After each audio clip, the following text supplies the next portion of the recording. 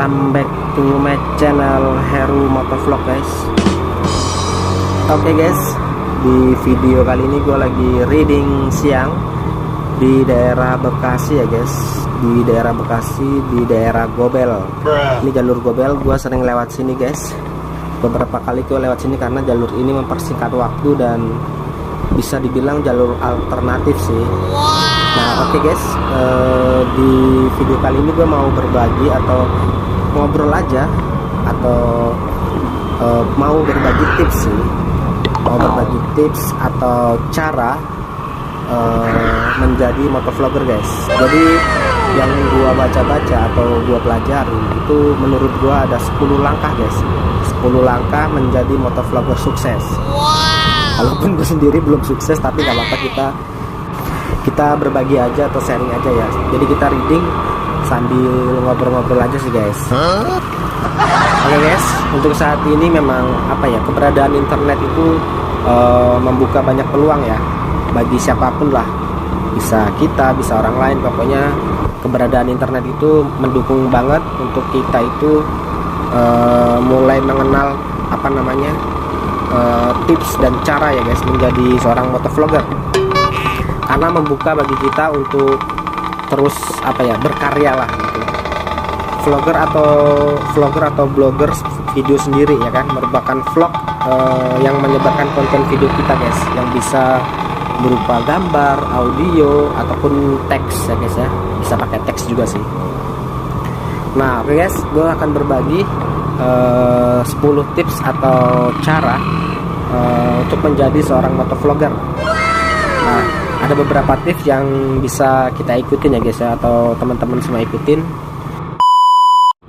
Oke guys, yang pertama harus memiliki dan hobi sepeda motor ya guys. Jadi kita harus punya motor atau kita harus hobi motor. Itu tips yang pertama. Kenapa? Ya karena kita harus hobi dulu guys. Kalau kita nggak hobi ya susah gitu kan.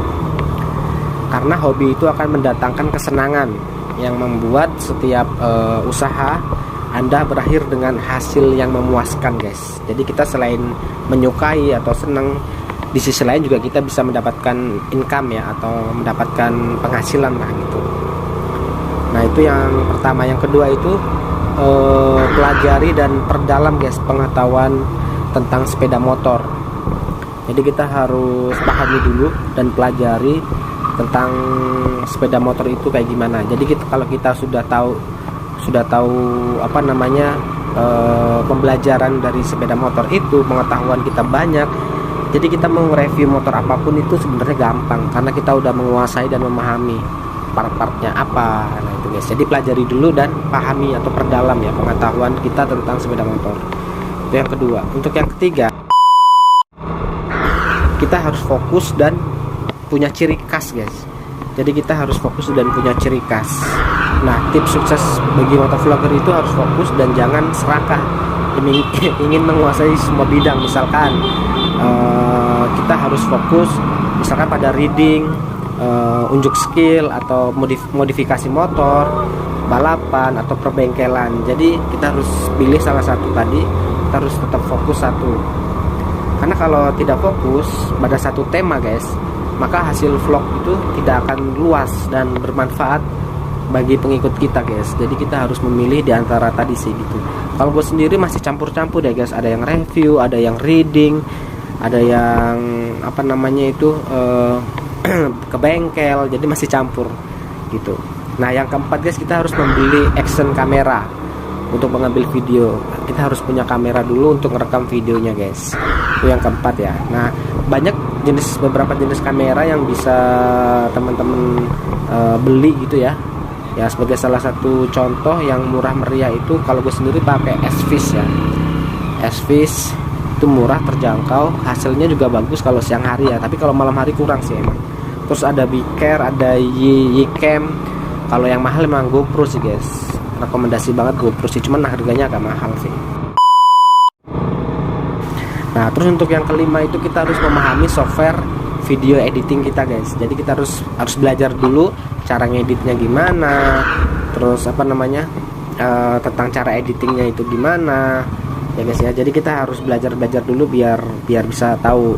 Nah terus rekomendasi untuk aplikasi edit itu ya kebanyakan sih pakai KineMaster ya, KineMaster atau Filmora Go, itu saran gua sih gitu. Tapi kalau untuk coba aplikasi yang lain ya silahkan aja, nggak apa-apa, bebas, pokoknya bebas, senyaman sebisa teman-teman semua. Terus yang keenam itu memahami software editing gambar guys. Nah editing gambar itu maksudnya kayak kita bikin thumbnail. Jadi thumbnailnya itu kita harus semenarik mungkin, diusahakan jangan clickbait ya, jangan clickbait. Yang penting thumbnail sama judul sama isi video itu harus sama ya guys. Maksudnya thumbnailnya apa, isi videonya juga harus sama gitu, jangan sampai clickbait ya.